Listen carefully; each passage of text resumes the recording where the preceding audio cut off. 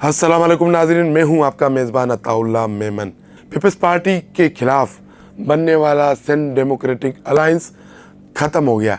अब पीर पागारा मुस्तकबिल में कौन सी सियासत करेंगे, नई हिकमत अमली क्या बनाई है, आज हम इस पर बात करेंगे। इससे पहले जिन दोस्तों ने हमारा चैनल सब्सक्राइब नहीं किया उनसे दरख्वास्त है कि आप हमारा चैनल लाइक करें, शेयर करें, सब्सक्राइब करें, ताकि सिंध की सियासी सूरत हाल से आप बखूबी आगाह रह सके। 2017 ये पीपल्स पार्टी का दूसरा दौर था। मोहतरमा शहीद बेनज़ीर भुट्टो की शहादत के बाद एक प्लेटफार्म बना पीपल्स पार्टी का मुकाबला करने के लिए। एक आम राय सिंध में पाई गई कि पीपल्स पार्टी का मुतबादल कोई नहीं है। तो उस वक्त 2017 में हुर्रों के रूहानी पेशवा पीर पागारा आगे बढ़े।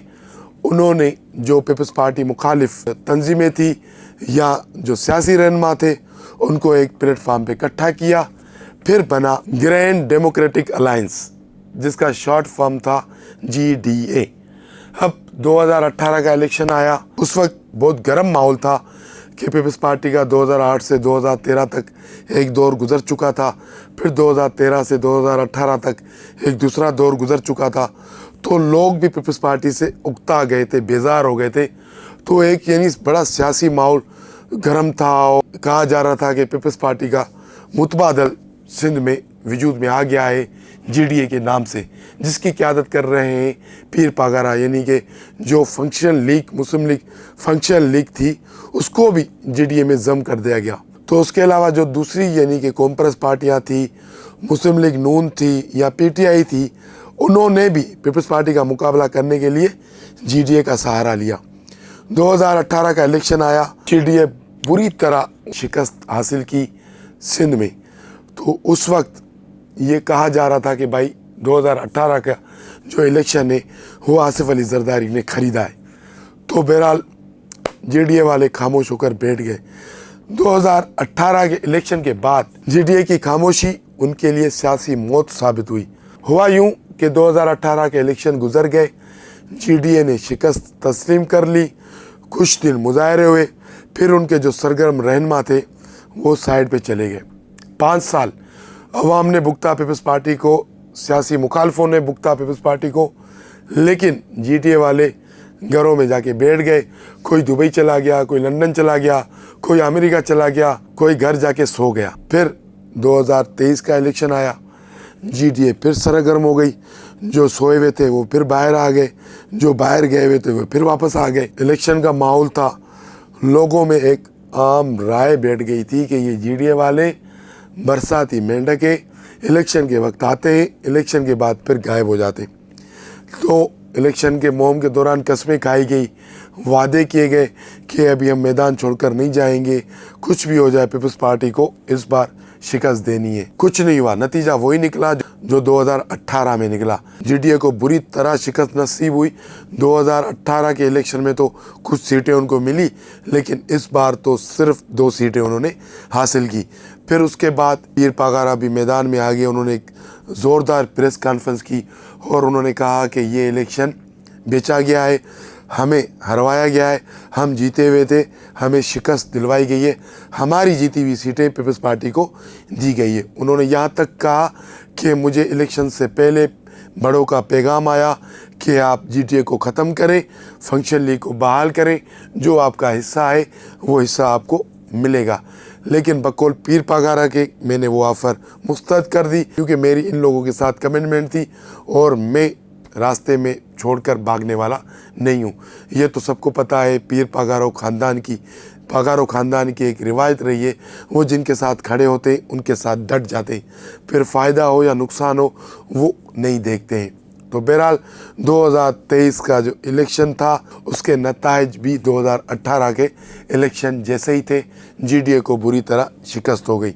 लेकिन इस बार भी GDA के वो रहनुमा जो इलेक्शन के दौरान सरगर्म थे, जलसे कर रहे थे, तकरीरें कर रहे थे, पीपल्स पार्टी को टारगेट का निशाना बना रहे थे, वो मैदान छोड़ के भाग गए।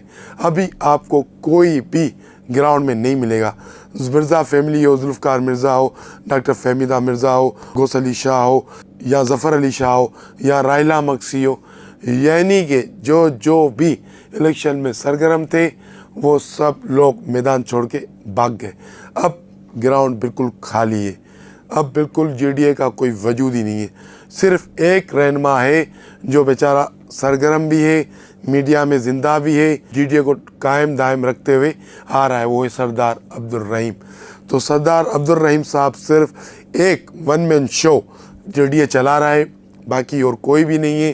पीछे आप मुड़कर देखेंगे, सरदार रहीम के पीछे कोई भी नज़र नहीं आएगा, क्योंकि जब आप अपोजिशन में होते हो तो आपको, जब आप मैदान में अमली सियासत करते हो तो आपको पैसा चाहिए होता है, आपको लोगों को टाइम देना होता है, आपको इन्वेस्ट करनी पड़ती है।